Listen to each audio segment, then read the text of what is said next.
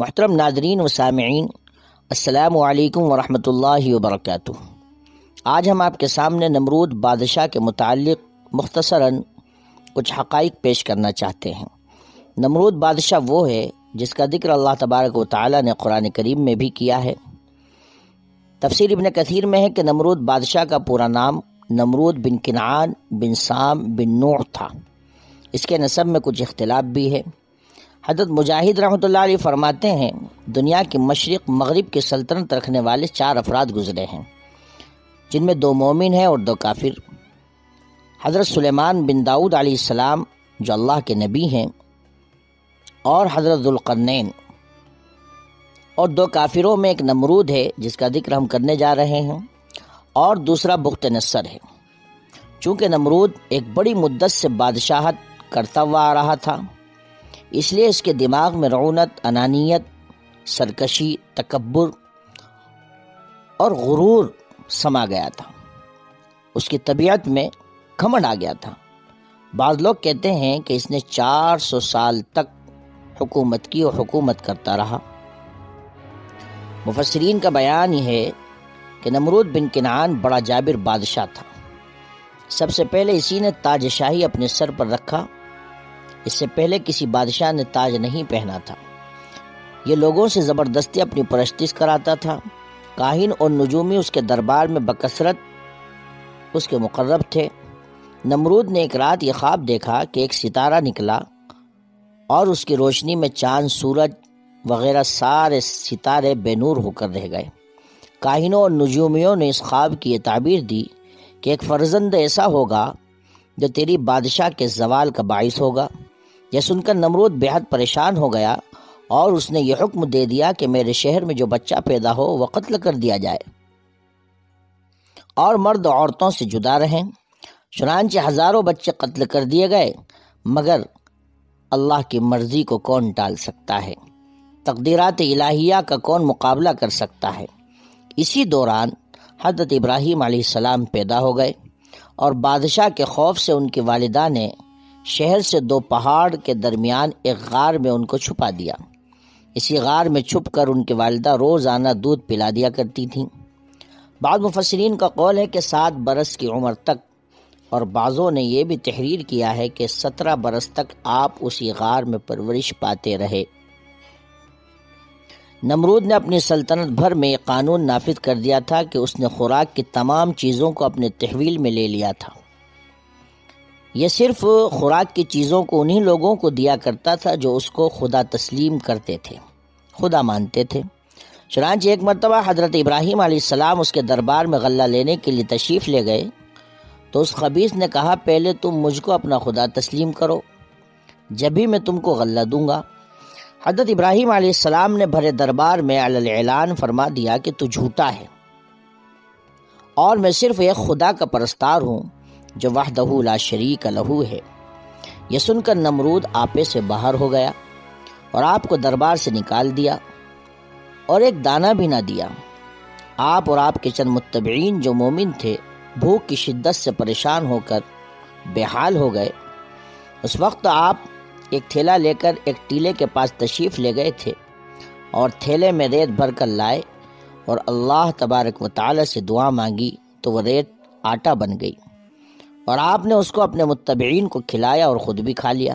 پھر نمرود کی دشمنی اس حد تک بڑھ گئی کہ اس نے آپ کو آگ میں ڈلوا دیا، مگر وہ آگ آپ پر گلزار بن گئی اور آپ سلامتی کے ساتھ اس آگ سے باہر نکل آئے، اور علی الاعلان نمرود کو جھوٹا کہہ کر خدا وحدہ لا شریک لہ کی توحید کا چرچا کرنے لگے۔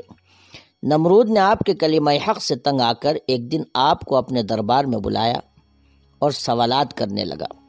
حضرت ابراہیم علیہ السلام نے اس کے سوالات کے جوابات دیے، اور یہ سوالات و جوابات نے ایک مکالمہ اور مناظرے کی شکل اختیار کر لی۔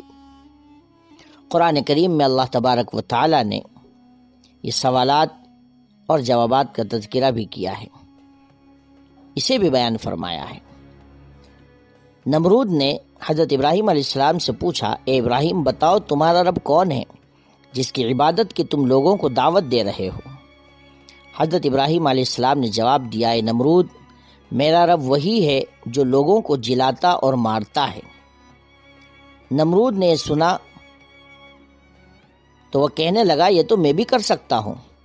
چنانچہ اس وقت اس نے 2 قیدیوں کو جیل خانے سے دربار میں بلوایا۔ ایک کو موت کی سزا ہو چکی تھی اور دوسرا رہا ہو چکا تھا۔ نمرود نے پھانسی پانے والے کو تو چھوڑ دیا اور بے قصور کو پھانسی دے دی اور بولا کہ دیکھ لو، جو مردہ تھا میں نے اس کو جلا دیا اور جو زندہ تھا میں نے اس کو مردہ کر دیا۔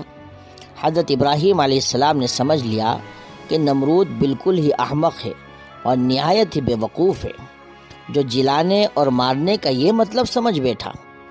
اس لیے آپ نے اس کے سامنے ایک دوسری بہت ہی واضح اور روشن دلیل پیش فرمائی۔ چنانچہ آپ نے ارشاد فرمایا، اے نمرود، میرا رب وہی ہے جو سورج کو مشرق سے نکالتا ہے۔ اگر تو خدا ہے تو ایک دن سورج کو مغرب سے نکال دے۔ حضرت ابراہیم علیہ السلام کی دلیل سن کر نمرود مبہوت و حیران رہ گیا اور کچھ بھی نہ بول سکا۔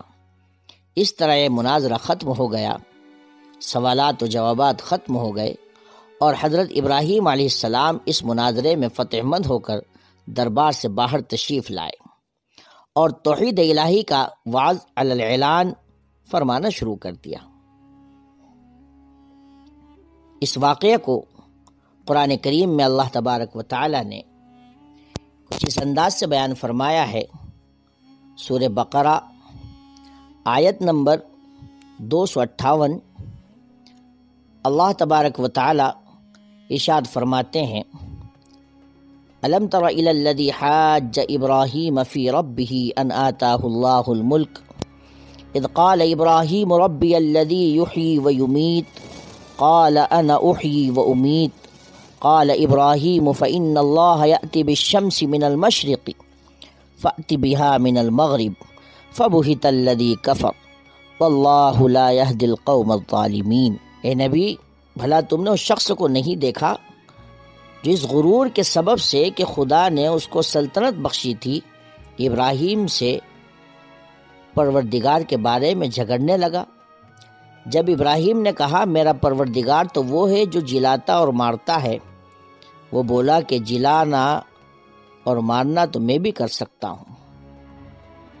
ابراہیم نے کہا کہ خدا تو سورج کو مشرق سے نکالتا ہے تو اسے مغرب سے نکال دے۔ یہ سن کر کافر حیران رہ گیا۔ واللہ لا یہدی القوم الظالمین، اور خدا بے انصافوں کو ہدایت نہیں دیا کرتا۔ یہ اللہ تبارک و تعالی کا اعلان ہے کہ جو تکبر کرے گا، جو گھمنڈ کرے گا اور اللہ کی کبریائی کی چادر کو وہ کھینچے گا تو اللہ تبارک و تعالی اسے بڑی سنگین سزا عطا فرماتے ہیں۔ زید بن اسلم کا قول ہے کہ اس ناہنجار بادشاہ کے پاس اللہ نے ایک فرشتہ بھیجا، اس نے آ کر اسے توحید کی دعوت دی لیکن اس نے قبول نہ کی، دوبارہ دعوت دی لیکن انکار کیا، تیسری مرتبہ پھر اللہ کی طرف بلایا لیکن پھر بھی یہ منکر ہی رہا۔ اس بار بار کے انکار کے بعد فرشتے نے اس سے کہا، اچھا تو اپنا لشکر تیار کر، میں بھی اپنا لشکر لے آتا ہوں۔ نمرود نے بڑا بھاری لشکر تیار کیا اور زبردست فوج کو لے کر سورج نکلنے کے میدان میں آ ڈٹا۔ ادھر اللہ تعالیٰ نے مچھروں کا ایک دروازہ کھول دیا، بڑے بڑے مچھر اس کثرت سے آئے، اتنی تعداد میں آئے کہ لوگوں کو سورج بھی نظر نہ آتا تھا۔ اللہ کی یہ فوج نمرودیوں پر گری اور تھوڑی دیر میں ان کا خون تو کیا، ان کا گوشت تو پوشت تو سب کھا گئی اور سارے کے سارے یہیں ہلاک ہو گئے، ہڈیوں کا ڈھانچہ باقی رہ گیا۔ انہی مچھروں میں سے ایک نمرود کے نتھرے میں گھس گیا اور 400 سال تک اس کا دماغ چاٹتا رہا۔ ایسے عذاب میں وہ رہا کہ اس سے موت ہزاروں درجے بہتر تھی۔